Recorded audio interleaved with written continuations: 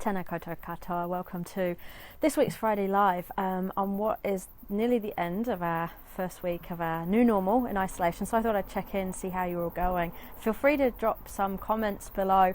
How have you been finding this week?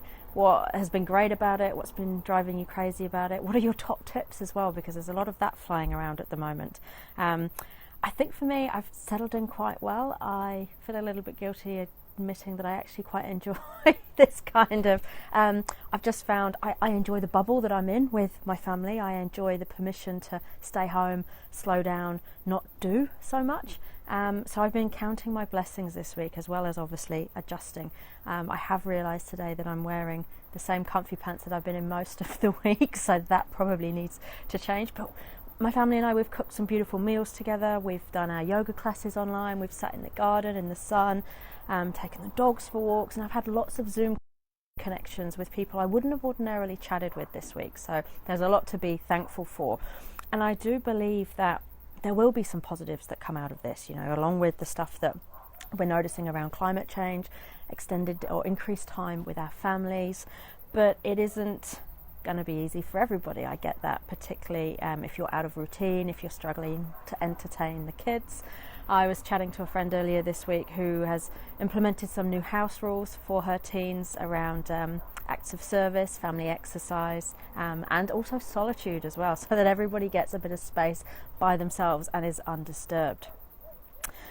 So there is this sense, because we don't have to commute to work, because we're at home, because we're getting more family connection, because we're not going out at all at night to do our usual social routines, there is this sense of us getting more time. And initially, I don't know whether you found this, but initially I wanted to fill that time, almost like because we're so used to being busy, it felt uncomfortable not to be busy.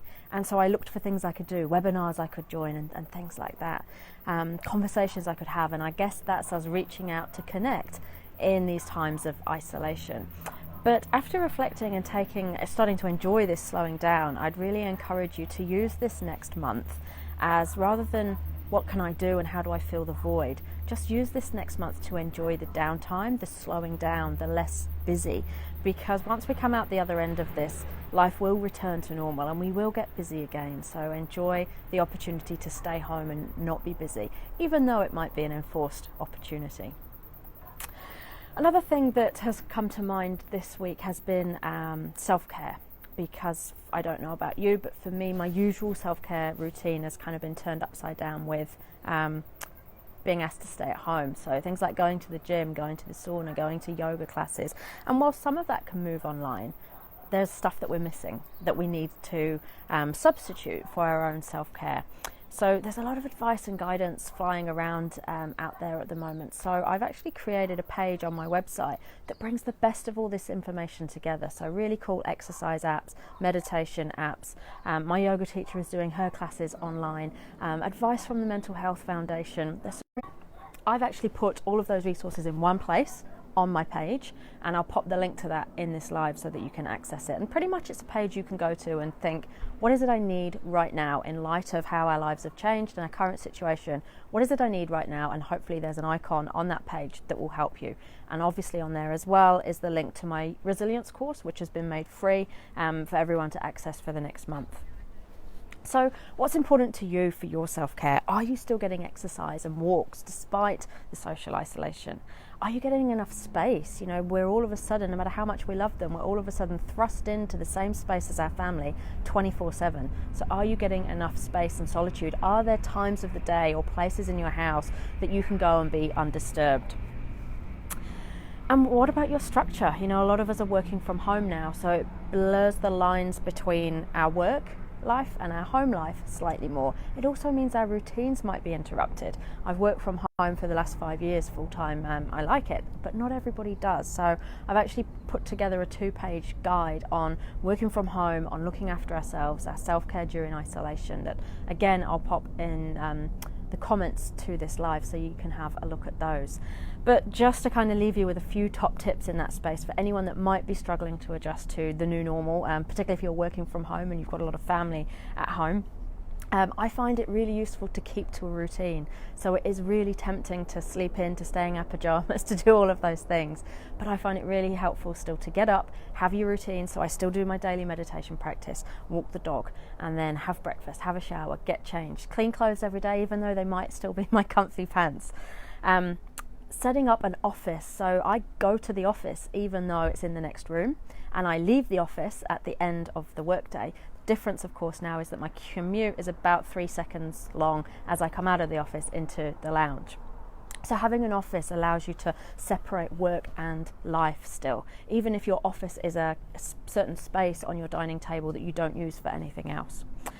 And we're all very different in terms of our preferences, particularly the introvert-extrovert balance, whether you want to play music to dull the silence, or whether you enjoy the silence, whether you want fresh air and ventilation through your windows or the heat pump on, whether you have your deep work, focus, uninterrupted time first thing in the morning or middle of the day or last thing in the day.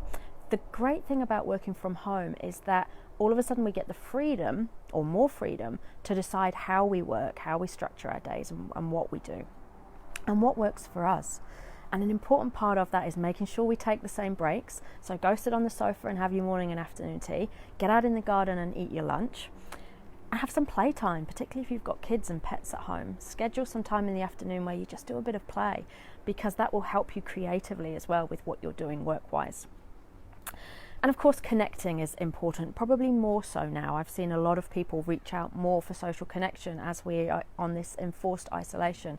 And social connection, of course, can be done and has been done for a long time now virtually. So whether it's things like this, FaceTiming friends and family, having Zoom catch-ups, whether that be social over some cheese and wine, or whether that be with your work team and checking in on how are people going, how are you finding this, any concerns, what are some top tips we can share, those kind of things. I think it's probably more important now than it's ever been for us to keep that going. And although we don't have the face-to-face social interaction, we can still create a lot of that virtually.